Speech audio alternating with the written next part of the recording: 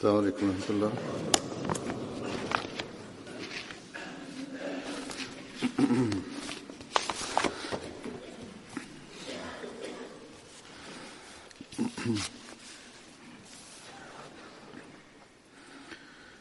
أشهد أن لا إله إلا الله وحده لا شريك له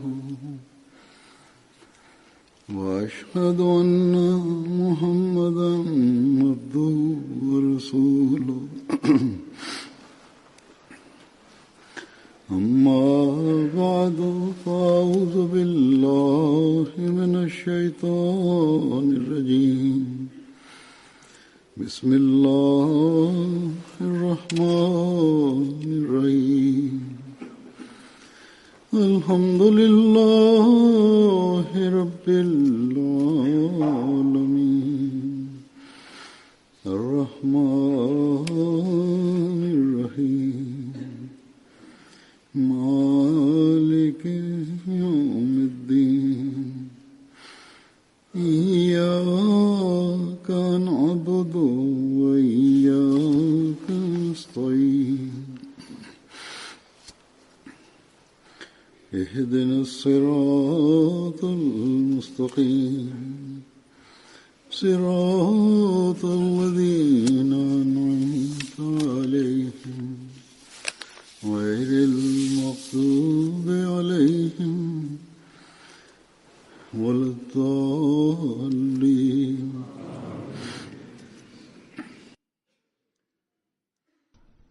Euzubillahimineşşeytanirracim. Bismillahirrahmanirrahim. Huzur, dünyada farklı toplantılar yapılmaktadır. Farklı toplantılarda amaçlar ve niyetler farklıdır. Bazı toplantılar danışma amacıyla yapılır. Bu dünyevi amaçların yerine getirilmesi veya başarılması için yapılmaktadır. İster bunlar hükümetleri idare etmek olsun veya siyasetçilerin kendi konularını danışmak veya bu toplantılar bazen iş adamlarının veya sporların farklı nedenlerle yapılmaktadır bu toplantılar. Bazen eğlence için ve bazen de sözde bilimsel toplantılar yapılmaktadır. Onlar komiteler kurarlar ve böylece eğlence programlarını hazırlamak için otururlar ve bunun üzerinde çalışırlar. Kısacası bu tür toplantılar ve komitelerde beraberce oturmak, bunlar bütün dünyevi işler içindir. Allah-u Teala için veya Allah-u Teala'nın rızası için ve ona yakınlık elde etmek için bu toplantılar o amaçla yapılmaz. Eğer insanların iyiliği için toplantılar yapılıyorsa veya belli tartışmalar yapılıyorsa bunlar da dünyevi amaçlar için yapılmaktadır. Allah-u Teala'nın rızası için burada bu niyet yoktur. Fakat öyle toplantılar vardır ki onlar tamamen dini amaçlar için yapılmakta ve onlar Allah-u Teala'nın zikrini daha da yükseltmek için ve ayrıca insanları Allah-u Teala'ya daha da yaklaştırmak için yapılan planlardır. Veya manevi konularda ilerlemek için yapılır ve bu toplantılara katılan insanlar Allah-u Teala'nın rızasını kazanmak için bu toplantılara katılırlar. Kısacası bu toplantıların amacı öyle ki ne yapıyorsak ve ne planlamalar yapıyorsak Bu toplantıların programı neyse bunun amacı Allah Teala'nın rızasını kazanmaktır sadece. Kötü ve fuzuli şeylerden uzaklaşma amacıyla yapılan toplantılardan Allah Teala hoşlanır. Bu toplantıların sonucu bu dünyada ortaya çıkar ve ayrıca bu toplantılara katılanlar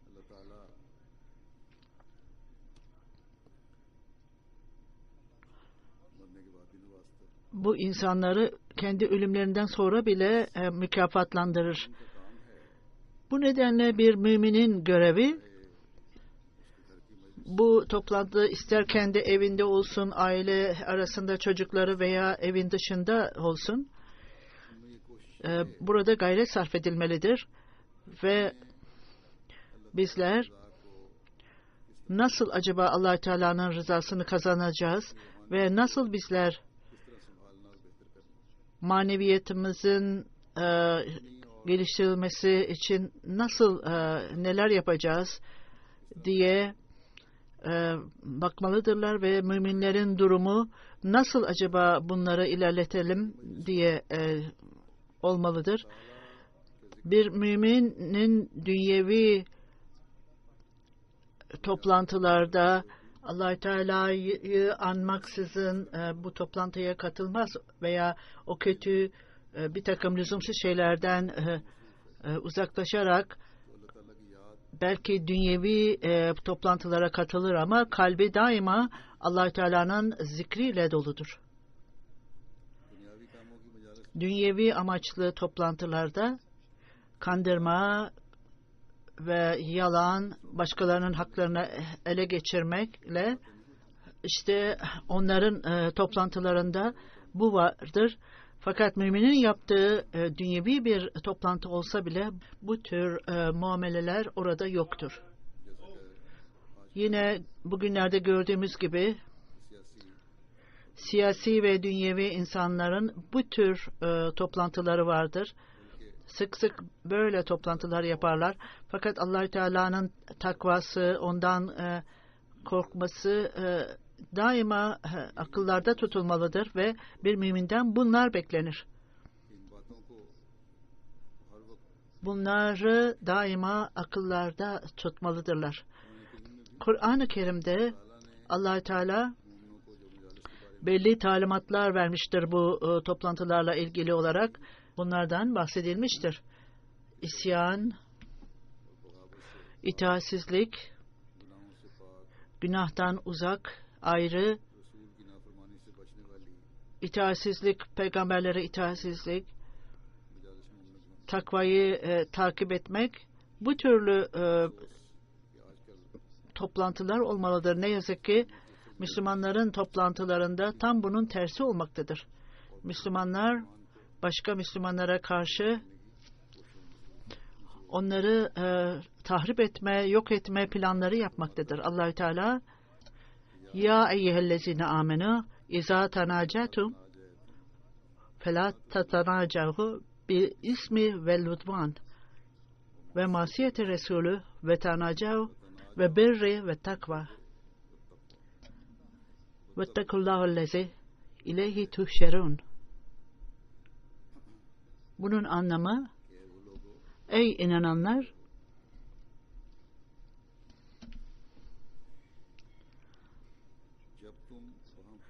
beraberce gizlice danıştığınızda günah ve itaatsizlik ve peygambere itaati hiçbir zaman düşünmeyin.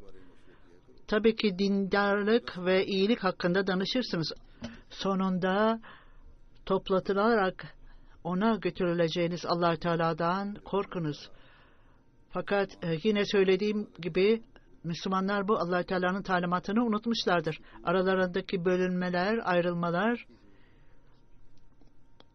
en yüce seviyeye ulaşmıştır. Allah-u Teala müminlerin niteliklerini ruhamao beynehum karşılıklı sevgi ve saygıya dayanmakta olduğunu belirtir. Fakat burada gördüğümüz nedir? Ancak mümin olmayanların durumuyla ilgili olduğu gibidir. Kulubum şatta, onların kalpleri paramparçadır. Onların danışmalarında, karşılıklı olarak danışmalarında ve başkalarıyla olan danışmalarında belki gizli olarak Allah-u Teala'ya karşı gelmekte, Allah-u Teala'ya ve peygamberine itaatsizlik vardır ve onlar takvadan uzaktır. Kalplerinde hiçbir zaman Allah-u Teala korkusu yoktur. Allah-u Teala'dan korkun der. Siz beraberce toplatılıp ona götürüleceksiniz. Hükümetler, krallıklar, zenginlik, güç, batı güçleri, bütün bunların desteği, dünyevi hükümetlerin hiçbir faydası olmayacaktır ve Allah-u Teala'ya ve onun peygamberine itaatsizlikle hiçbir şekilde onlar insanları hiçbir şekilde kurtaramayacaklardır. Kendilerine Müslüman diyenler ve dünyayı kendi amaçları edilenler ve onun arkasından koşanların durumu, onların uygulamalarında ispat edildiği gibi, onların Allah-u Teala'nın varlığıyla ilgili olarak inançları orada yoktur. Eğer Allah-u Teala'nın varlığıyla ilgili olarak küçücük bir inançları olmuş olsaydı, siyasi liderlerin durumu böyle olmazdı. Ne de sözde ulemaların durumu bugün gördüğümüz gibi olmazdı. Her neyse, bu çağda bizim sorumluluğumuz, bizler kesin olarak kendimizi her türlü düşüncelerden arındırmalı ve Allah-u Teala'dan korkmalı ve kalplerimizde takvayı arttırmalıyız. Aynı zamanda bu insanlarla ilişkileri olanlar, Ahmedi olmayan Müslümanlarla ilişki kuranlar, belki kendi çevrelerinde, atmosferlerinde Müslümanlara bir tavsiyede bulunurlarsa bunu yapmalıdırlar. Bu sizin durumunuz sadece Müslüman olmayanların etkisi altına girerek bilakis Allah-u Teala'dan cezaya çarptırılırsınız.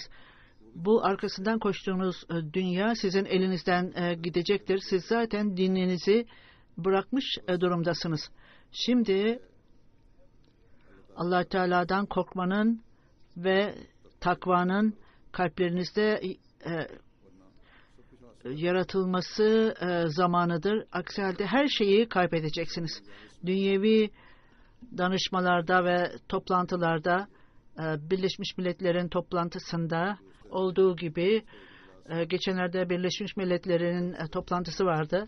Amerika'nın Cumhurbaşkanı'nın bir konuşması vardı. Burada bu ülkedeki bir yazar, analist şöyle yazdı. Onun bu konuşmasından, Cumhurbaşkanı'nın bu konuşmasından barış yayılacağına, belki de savaş ve karışıklık ortaya çıkacaktır. Hatta bazıları açıkça yazmıştır ki belki de bu konuşma, Suudi Arabistan ve Müslümanlar mutlu olabilirler bu konuşmadan. Aksi halde bu son derece moral bozucudur ve bu öyle bir konuşmadır ki savaşın ateşini yakacaktır. Müslüman hükümetler Allah-u Teala'nın talimatlarına bakmalıdır ve her türlü karışıklık ve savaştan, münakaşalardan geri durmalıdır. İşte alelade dünyada bunlar ola gelmektedir ve aynı zamanda bizler kendi durumumuza da bakmalıyız ve daima unutmamalıyız ki şeytan hiçbir zaman bir cemaatin ilerlemesine tahammül gösteremeyecektir. Şeytanın kendi yaratılışına göre karışıklık yaratmak için ve bölünmeleri yaratmak için bunun üzerinde çalışmalıdır, başarmak için. Bu nedenle Bazen beraberce bir araya gelen insanlar yerel bölgelerde olsun veya idarecilerin yerel toplantılarında bu cemaatin işlerini tartışmak için bir araya gelenler, onlar acelelik gösterirler ve şeytan tarafından yanlışa saptırılırlar. Şeytanın görevi nezaket elbisesiyle saldırmaktır. Böyle insanlar da bu meselelere gelir katılırlar ve onlar esas olarak cemaatin idarecilerine karşı olmamaktadırlar. Fakat kalplerinde olan cemaatle ilgili olarak duygulardan dolayı onların düşüncesi nezaket şekliyle kişi bir şey söylediğinde belki doğrudur ve belki bir ıslaha ihtiyaç vardır. Esas itibariyle bir ıslah gerekiyorsa o zaman bu konuyu daha yüce bir idareciye veya zamanın halifesine götürülmelidir. Burada orada toplantı yaparak böylece konuşmak yerine sanki çok gizli şeyler tartışılmaktadır ve bizler cemaatle ilgili olarak konuşuyoruz derler. Bu yanlıştır, bu günahtır ve isyankarlıktır, itaatsizliktir ve Resul-i Ekrem sallallahu aleyhi ve sellem'e itaatsizliktir. Bu takvadan çok uzak olduğunu gösterir. Böyle toplantılarda Allah Teala müminleri uyarmış ve bu tip toplantılara hiçbir zaman katılmayın der. Eğer bir kişiye karşı şikayet veya emirle ilgili olarak bir şikayet varsa bu iddiayı merkeze gönderin ve zamanın halifesine iletin. Ve o zaman cemaatin üyelerinin görevi bitmiştir ve şimdi artık halifenin görevi bu duruma bakmak ve en iyi şekilde bu problem nasıl çözülmelidir. Tabii ki herkes bağlılıkla dua etmelidir ve Allahü Teala bütün bu zayıflıkları, cemaatin zayıflıklarını gidermelidir diye dua etmelidir. Takva yolunu takip edenler böylece belki de cemaate verilecektir. Bunu aklınızdan tutmayınız ve bu önemli konu herkes tarafından hatırlanmalıdır. Cemaat daha da ilerledikçe başarıya ulaştıklarında şeytan kendi işine devam edecektir ve şeytan ilk günden itibaren bunu Allah-u Teala'ya belirtmiş ve izin istemiştir. O insanları saptıracağını söylemiştir. Ahmediyet'in muhalifleri, onlar cemaati planlarken aynı zamanda nezaket adına ve yardım adına zayıf olan ve bu durumu anlamayanları kendilerine alet edilirler. Her Ahmedi bu meselede son derece uyanık olmalıdır, dikkatli olmalıdır ve Allah-u Teala cemaati her iç ve dış karışıklıklardan ve fitnelerden, sınavlardan korusun ve bu takva sahibi olan toplantıların bir parçası olmalarını, itaatsizlik ve insanları takvadan uzaklaştıran toplantılara hiçbir zaman katılmamalıdır. Toplantıların belli durumlar vardır. Bununla ilgili Resul-i Ekrem sallallahu aleyhi ve sellem belli şeylerden bahsetmiştir ve ayrıca vaat edilen Mesih sallallahu aleyhi ve sellem kendi takipçilerine bir açıklamada bulunmuştur. Bunları açıklayarak müminin toplantıları nasıl olmalıdır? Eğer bu toplantılar o standartta olmazsa, bir müminin yüce seviyesine uygun olmazsa ne türlü tepkiler gösterilmelidir? Hz. Mesih sallallahu aleyhi ve sellem şöyle buyurur: bizlerin inancımız bulunmaktadır. Bu müminin konuştuğu zaman iyi olmalıdır. Aksi halde kişi sessiz kalmalıdır. Bir toplantıda Allah Teala ve peygamberine alay ediliyorsa o toplantıyı derhal bırakınız. Aksi halde siz onlardan sayılacaksınız. Veya açıkça buna cevap veriniz. Burada iki şey vardır. Başka üçüncü bir seçenek yoktur. Ya siz cevap vereceksiniz ya da sessiz kalarak orayı terk etmeniz gerekir. Üçüncü şey ise münafıklıktır. Orada oturarak başınızı sallayarak aynı şekilde onlara katıldığınızı söylemek ve gizlice ve sessizce onlara katılmanız ve orada oturarak onlara cevap vermeniz ve onlarla aynı fikirde olduğunuzu yumuşakça hayır bu yanlıştır diye söylemeniz, bunu açıkça söylememeniz, işte bu münafıklıktır. Bu bir müminin yolu değildir.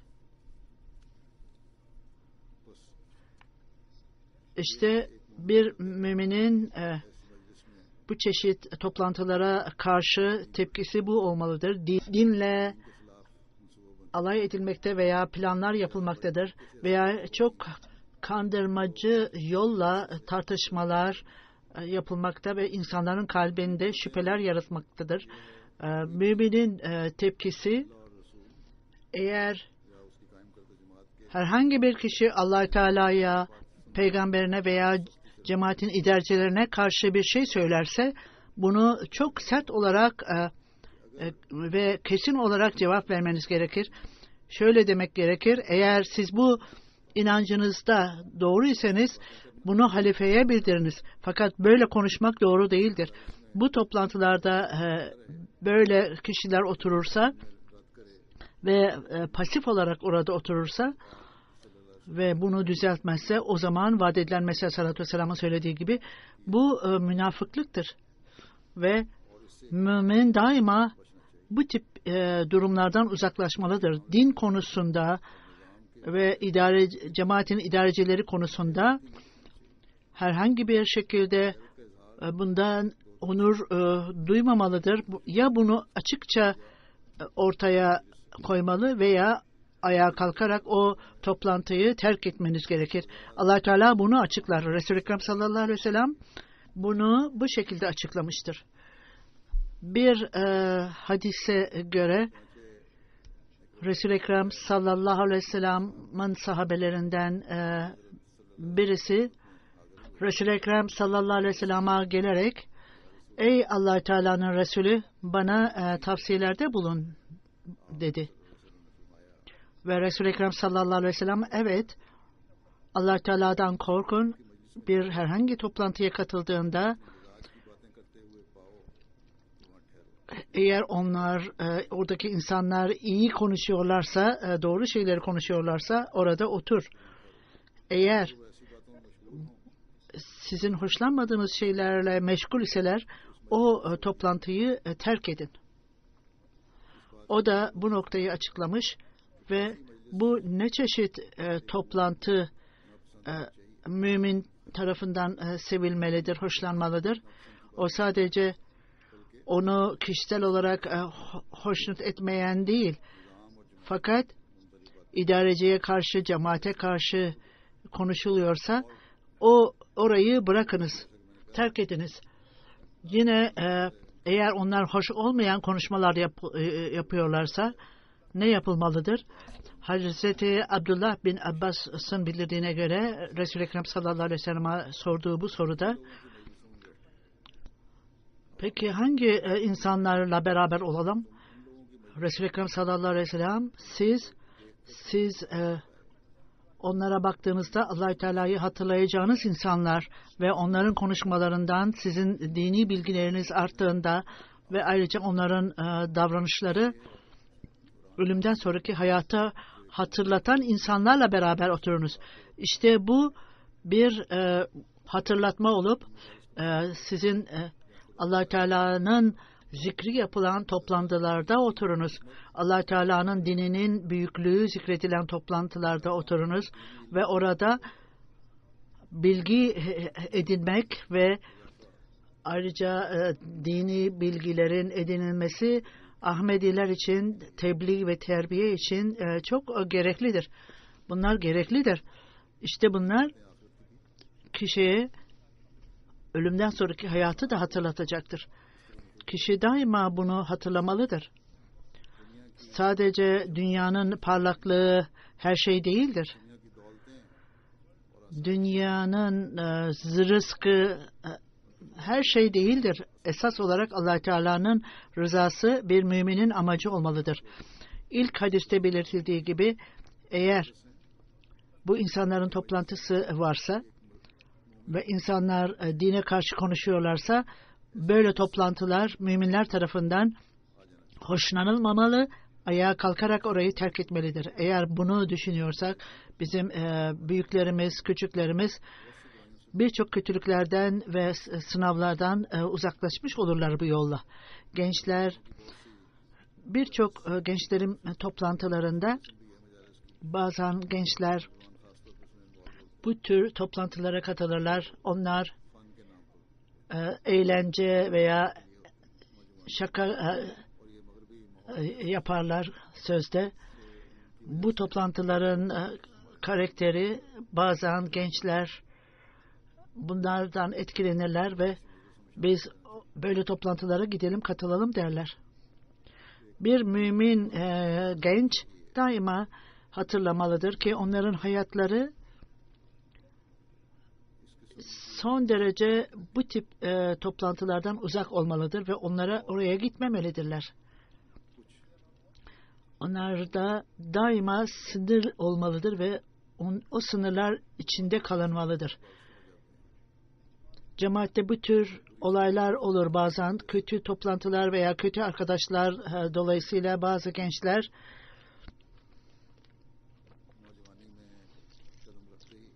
olgunluk çağına geldiklerinde belli şeyler yaparlar ki insanlara bu zarar verir. Kendi üyelerine veya arkadaşlarına oraya gittiklerinde bir şaka gibi veya zevk alma adına başkalarına zarar verirler. Bu cemaat üyelerinde çok fazla miktarda bulunursa bu cemaate kötü isim getirir. Anne ve babalar kendi çocuklarının, gençlerinin toplantılarına göz kulak olmalıdırlar ve bunlar olgunluk çağına geldiklerinde bu kötü toplantılardan ve arkadaşlardan korunmalıdırlar. Evlerde temiz toplantılar yapılmalıdır. Ve bunlar daima terbiyet açısından çok iyi ve yardımcı olmaktadır. Sonra Resul-i Ekrem sallallahu aleyhi ve sellem bir nedenle bazı insanlar beraberce Kur'an-ı Kerim'in tilaveti için bir araya gelirler. Allah Teala'nın rızası için onlara rahatlık verir ve Allah Teala'nın rahmeti onları kuşatır ve melekler de onlara inerler ve kanatlarını açarlar. Bu Allah Teala'nın büyük bir lütfudur ve cemaat birçok nedenlerle dünyanın her tarafında Ahmediye Müslüman cemaati kendi calsalarını yaparlar ve onlar içtimalarını yaparlar ve bu toplantılarda birçok programlar vardır terbiye için ve ayrıca entelektüel gelişmeye Allah Teala'nın zikri de vardır. Örneğin bugün Lajna-i İmayillah'ın içtimaları başlamıştır. Lajna da unutmamalıdır ki kendi programlarının birçoğu dini ve bilimsel olmalıdır. Dini konularda olmalıdır. Hanımlar unutmamalıdır ki onlar oraya eğlence için gelmemişlerdir. Bu içtimalarda bir amaca ulaşmak için gelinmiştir ve devamlı dini meselelerde ve entelektüel toplantılarda program yapılmasa bile orada oturmak boşuna konuşacağına konuşmalar yapıcı olmalıdır. orada uygun olmayan konuşmalardan kaçınılmalı ve zamanlarını bu çeşit konuşmalara dalmaktan kaçırmalıdırlar. Resul-i Ekrem sallallahu aleyhi ve sellem belli toplantılara katılanlar ve oraya gelerek orada Allah-u Teala'yı hatırlamayanlar o toplantılara kıyamet günü pişmanlıkla bakacaklardır. Ve böyle olunca içtimalara gelenler o içtimalara gelmenin amacının yerine getirilmesine bakmalıdırlar. Zamanlarını öyle konuşacağına, eğleneceğine, zamanlarının birçoğunu bu konuşmaları dinleyerek geçirmelidirler ki böylece ahiret hayatında geriye bakarak bu toplantılara üzüntüyle bakmamalıdır gerekir. Biz doğru yolu takip etmeliyiz.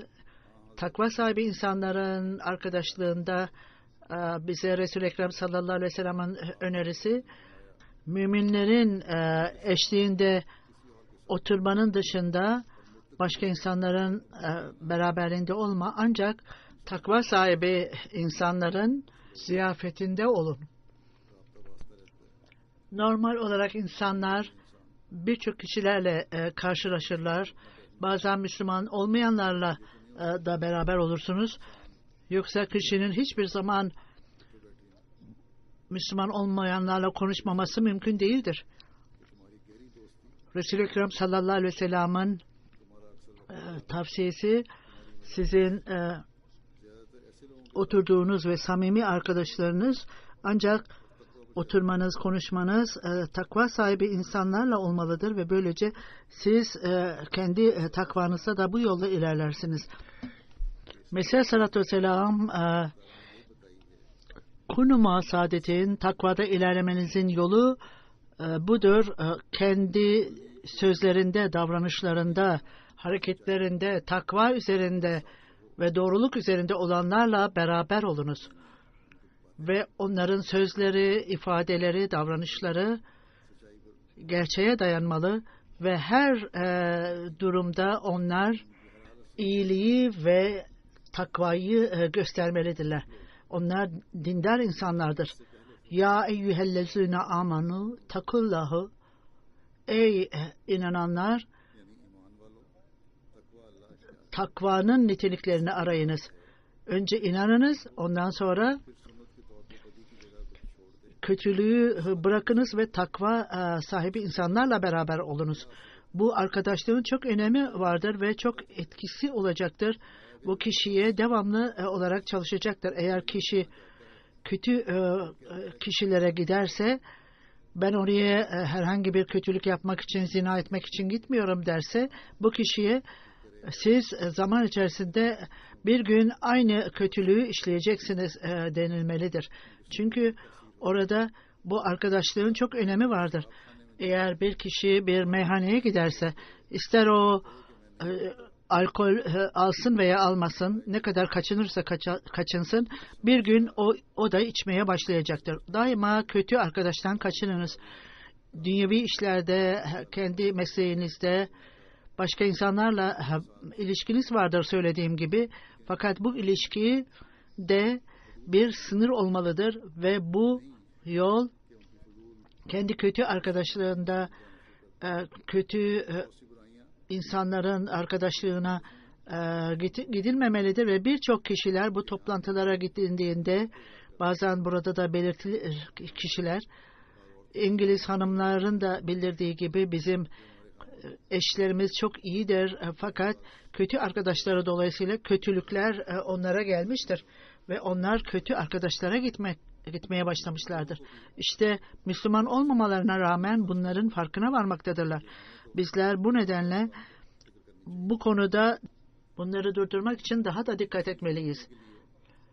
Bunları durdurmak için Resul-i Ekrem sallallahu aleyhi ve sellem'in de belirttiği gibi, sizler dindar olmayan kişilerle yakın ilişkiniz olmasın. Çünkü bu insanlar sizi dinden uzaklaştırırlar.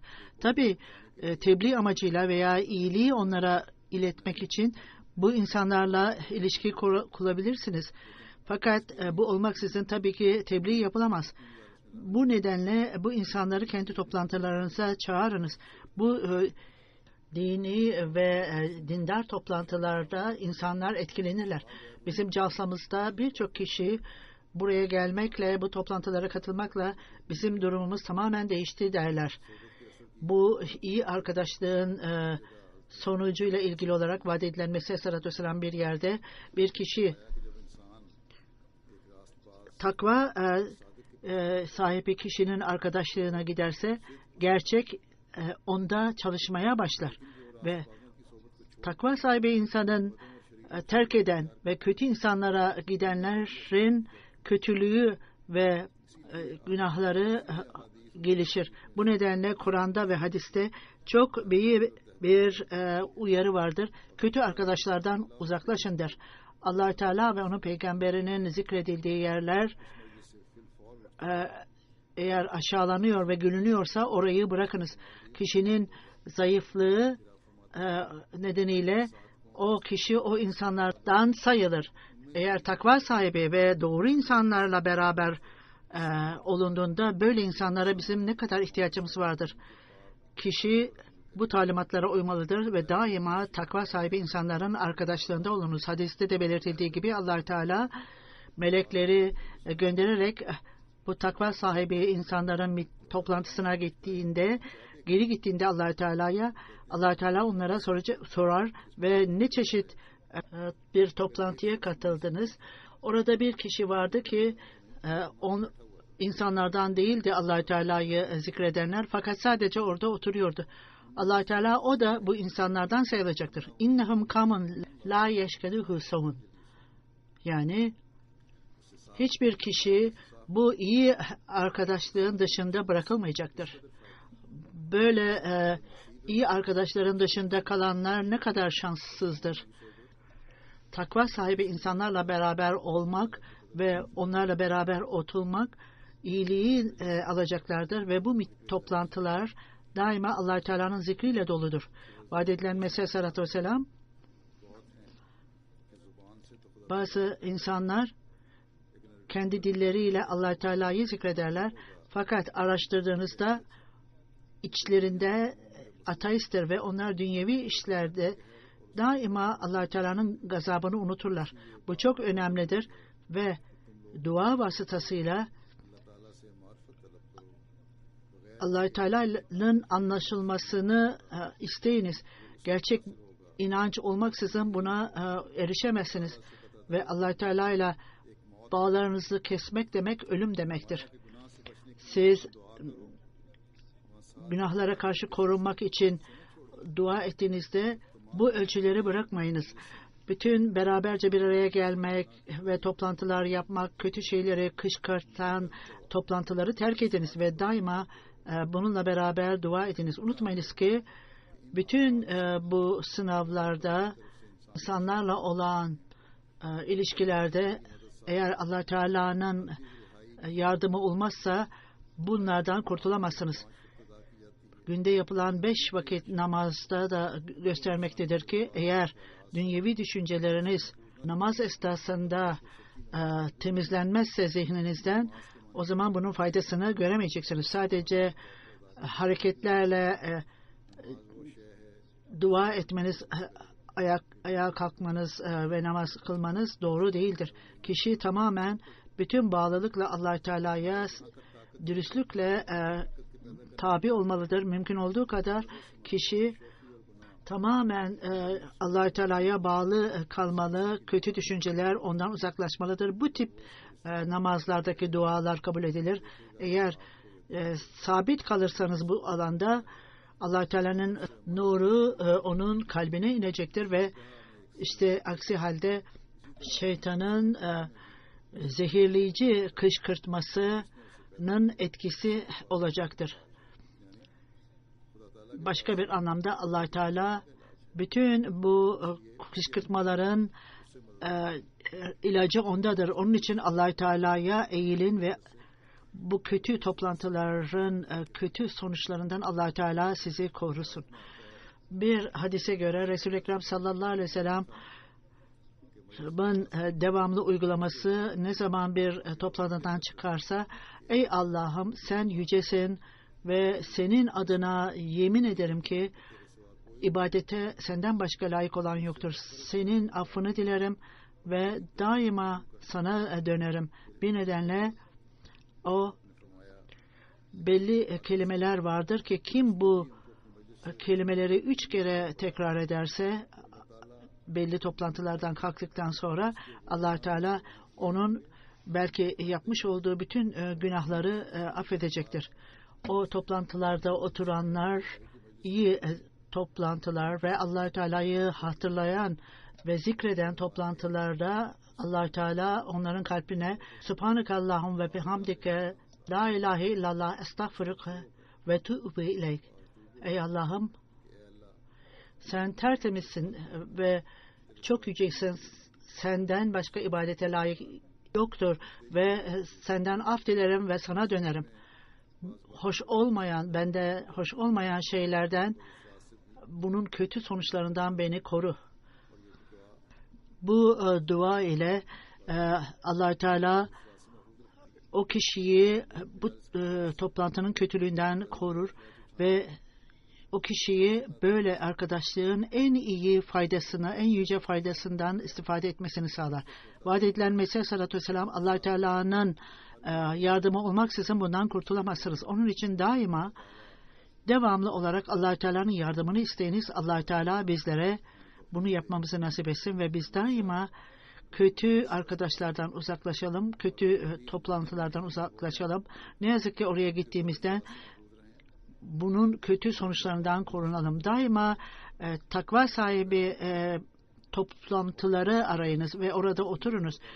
Tertemiz olmakla bunun iyi etkisinden istifade edeceksiniz. Allah Teala bizleri şeytanın saldırılarından korusun ve daima bizleri cemaate ve hilafete bağlı kalmamızı nasip etsin ve orada bizleri daima korusun. Namazdan sonra cenaze namazı kıldıracağım. Bir Afrikalı Ahmedi, Karam Bilal Abdüselam Bey, Philadelphia'da yaşamaktaydı. 13 Eylül'de vefat etti. İnna lillahi ve inna ileyhi raciun. O buraya Calsa zamanında da gelmişti. İlk gün Pan-Afrikan programında o felç geçirdi. O iyi hissetmiyordu ve hastaneye götürüldü. Birkaç gün tedavi edildi ve biraz gelişti. Ondan sonra bana geldi ve sağlıklı görünüyordu. Tekrar Amerika'ya döndü. 1934'te doğdu Florida'da. 6 yaşında anne ve babası vefat etti. 8 yaşındayken İncil'in eğitimini aldı. Farklı işler yaptı ve ordudaydı. 1997'de Gospel İncil'i biliyordu. Fakat belli konularla aynı fikirde değildi. Ondan sonra ona Kur'an-ı Kerim'in bir nüshasını veren bir kişiyle tanıştı ve o bu Kur'an-ı Kerim'i veren kimlerdir dedi. Onlar Müslüman değil ama çok iyi kitapları vardı. Bu o kişiden Ahmediye dükkanının adresini buldu ve vaat edilen Mesih Aleyhisselatü Vesselam'ın resmine baktı. Onun vaat edilen Mesih Aleyhisselatü Vesselam ve İmam Mehdi olduğu ona söylendi ve ondan sonra Ahmediyeti kabul etti ve Philadelphia'da tebliğ, Ahmedilerle beraber tebliğ yapmaktaydı. Bilal Abdüselam Bey Kur'an-ı Kerim'i öğrenmek için çok çaba sarf ediyordu. Her gün 4 saat seyahat ederek Pittsburgh'a geliyor ve orada Kur'an'ı öğrenmek için pazar günleri gelip Kur'an öğreniyordu. Philadelphia'nın ayrıca sadırıydı. Ayrıca yeni cemaate gelenlerin de sadırıydı. hayatını vakfetti. Baltimore'da misyoner görevini yapıyordu cemaatin ve devamlı tebliğ yapıyordu ve hilafete çok sevgisi vardı. Cemaatin müessesesine çok bağlıydı ve hülafadan bahsedince gözlerinden yaşlar akardı ve o Calsasalana, Kadiyan'a da katıldı. Philadelphia'da cami yapılması için çalışmalar yapıyordu ve onun tamamlanmasını bekliyordu. Bu caminin yapılımı esnasında bütün gününü caminin tamamlanması için dua ediyordu kabinde ve daima burada inşallah cami çok kısa zamanda açılır diye dua ediyordu. Onun hanımı Isting pastor, o Ahmedi değil fakat daima ona iyi muamele etti. Arkasında 2 oğlu ve 2 kızını bıraktı. Bir tanesi Ömer Abdülselam 1993'te cemaate katıldı. Diğerleri katılmadı.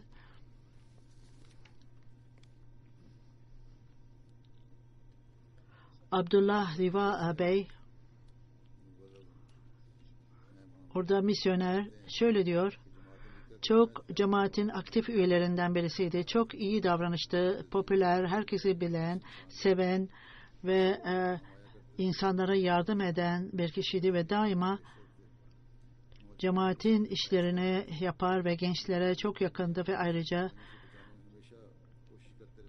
onları yardım etmeye ve korumaya çok severdi. Gençlere doğru yolu takip etmelerini tavsiye ederdi. Birçok geniş sayıdaki gençler bunun terbiyesi sonucu cemaatin bir aktif üyesi haline geldiler. Hastanedeyken o Kur'an-ı Kerim'in bir nüshası benim başımın ucunda olsun diye talimat verdi. Burada iyi hissetmediğinde kendisi Allah Teala bana uzun ömür versin, birçok işlerim var tamamlamak için.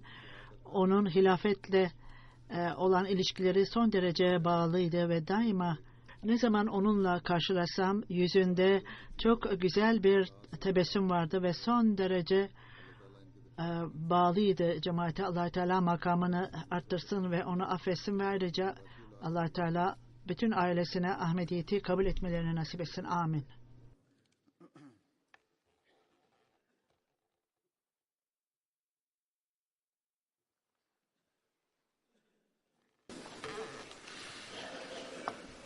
Elhamdülillah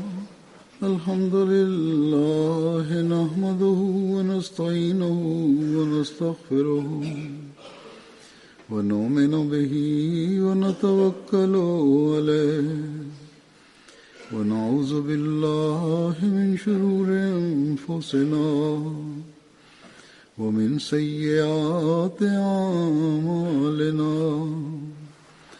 من يهده الله فلا مضل له ومن يضلل فلا هادي له ونشهد أن لا إله إلا الله ونشهد أن محمدا عبده ورسوله عباد الله رحمكم الله